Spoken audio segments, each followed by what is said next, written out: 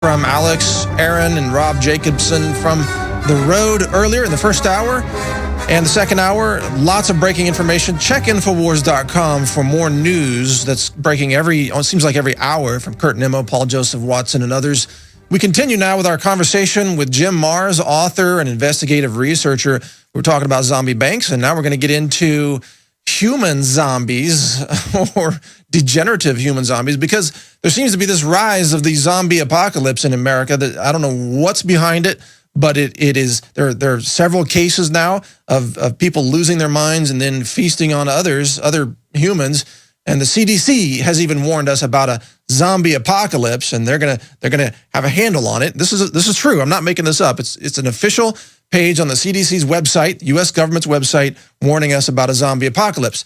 So, Jim Marrs, continuing, what are your thoughts on the human zombie situation that we're seeing? Well, I went and looked at the CDC website, and sure enough, they got a whole thing there on zombie apocalypse. But it was tongue-in-cheek, and it was done, I think, to bring people in to learn how to store food, water, and how to prepare themselves for some sort of disaster. So that was just their little PR move.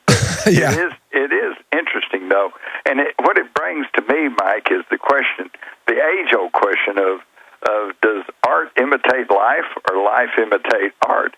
You know, I mean, I'm pushing it on up there. I've lived quite a number of years now, and I don't recall stories of zombie attacks or cannibalistic attacks, crazy people running around this country until after the zombie metaphor became pretty standard in science fiction, horror movies, and novels, and TV, and everything else. So it really does make you wonder, you know, or are we actually thinking in terms of zombies because somehow at a subconscious level we realize that we kind of are zombies. We're just getting up, going to work, come home, watch TV, go to bed, get up, go to work, come home, watch TV.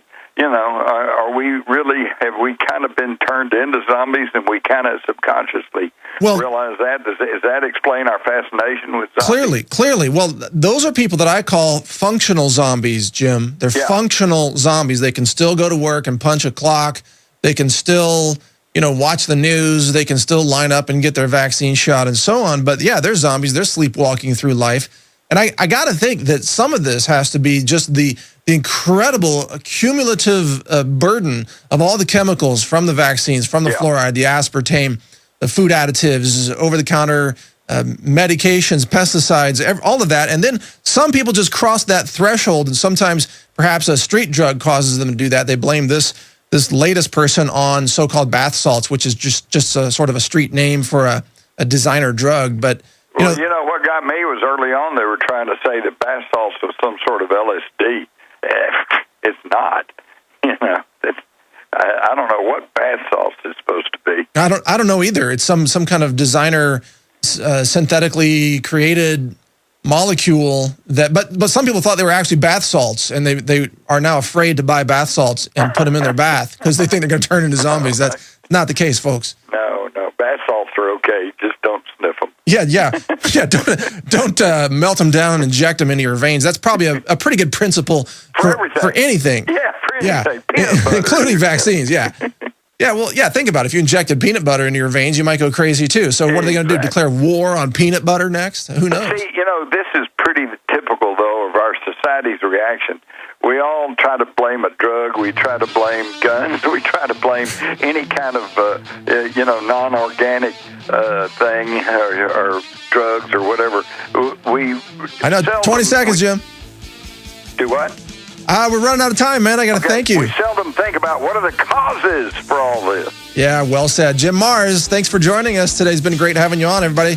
Check out his book, $1 Trillion Conspiracy. Jim Marrs is the author. Stay with us.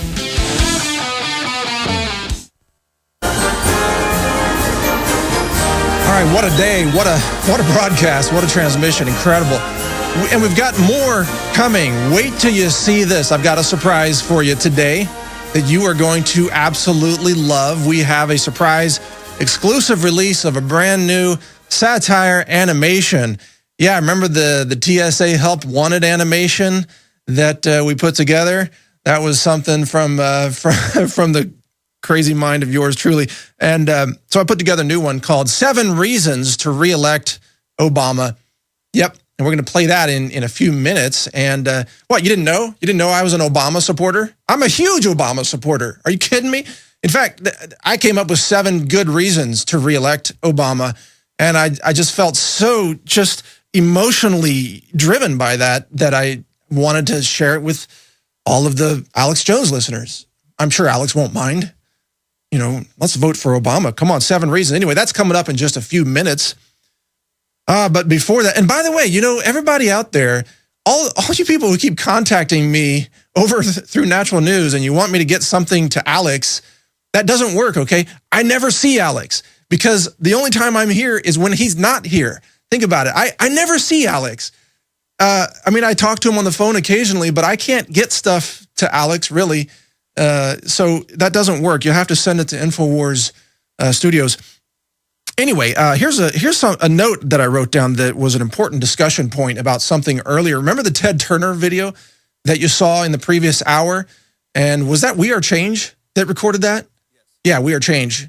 A great confrontation with Ted Turner where he admitted right there on camera that he wanted to reduce the world population to, I think he said, the 2 billion level, and he wanted a one-child policy for the next 100 years. And then Alex talked about the depopulation agenda. The important note that we did not get to discuss at that time is that the depopulation agenda has already, it's nearly complete. A lot of you are out there thinking, well, let's just stop that when it happens. You know, we'll say no when it happens. You're already infected with SV40 if you have been taking vaccines, all right? Your fertility is already compromised if you've been eating GMOs. You're already contaminated with the artificial chemical sweeteners, with the synthetic chemical pesticides. In fact, new research from a professor right out of the University of Texas at Austin that we covered over at Natural News talked about the, quote, transgenerational epigenetic inheritance, which has been proven in laboratory tests. What does that mean? It's a big phrase. What does it mean? It means that if you are exposed to chemicals today, that your offspring 3 or 4 generations down the road can suffer the same damage, the same neurological damage of that exposure, even if they are never exposed to it. So it means that everybody getting vaccinated now, that their family tree is about to be history. Another 2 or 3 generations down the road, they may be completely infertile. And doesn't that fit just perfectly into Ted Turner's agenda? Hey, why commit mass murder of the population when you can just have them all voluntarily line up to get vaccinated and make themselves infertile? You know, that's the difference between what's happening today and what happened, let's say, in Nazi Germany. In Nazi Germany, the Nazis had to line up the Jews at gunpoint. It was obviously involuntary for the prisoners to go into the gas chambers and be killed. That's not something you would want to do voluntarily, obviously. But today, the eugenics is being carried out with the support of the people. They line up to be injected at the pharmacies. They just line up. They beg for the chemicals. They beg for the drugs. They beg for the chemotherapy. Treat my cancer, doctor, and destroy my kidney and liver and brain at the same time. But people don't know that last part of it. So that's the big difference, is the soft kill.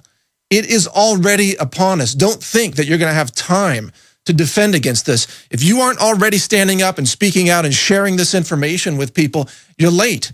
You're behind the curve. And it has already begun. That's the important message here. That's what Alex is trying to urge you all to understand, to really grasp, that we're late.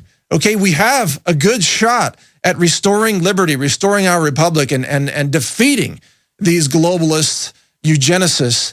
But if you're not already in the game, you need to get off your butt, get off the couch, turn off the cable news, and start making copies of InfoWars videos and start sharing this broadcast with everybody you know and get them on board with the truth of what's happening. That's why I'm here. That's what I'm into, is just sharing all of this information, just trying to report the truth. It's like Alex said, we're not heroes. We're just trying to survive, okay? Trying to survive. Now, 30 seconds here. We're going to be rolling this video, right? That's our timing. All right. Now, let me give you a little intro to it. This is 7 reasons to re-elect Obama. Yeah, great reasons. You'll want to share these with everyone. So we're going to roll that video, go to break, and then we'll come back with some more discussion about some other things. And then an interview with James Yeager from Tactical Response is coming up at the bottom of the hour. But enjoy this video showing reasons to re-elect Obama. Have a look. Hi, I'm Darren, President Obama's campaign manager. Yay, right? I'm here to share with you the top 7 reasons why we need to re-elect Obama. Number 1, food redistribution. On March 16, 2012, our great illustrious leader, President Obama, signed an executive order declaring total government authority over all food, farms, livestock, seeds, tractors, and farm equipment. That's pretty smart, huh?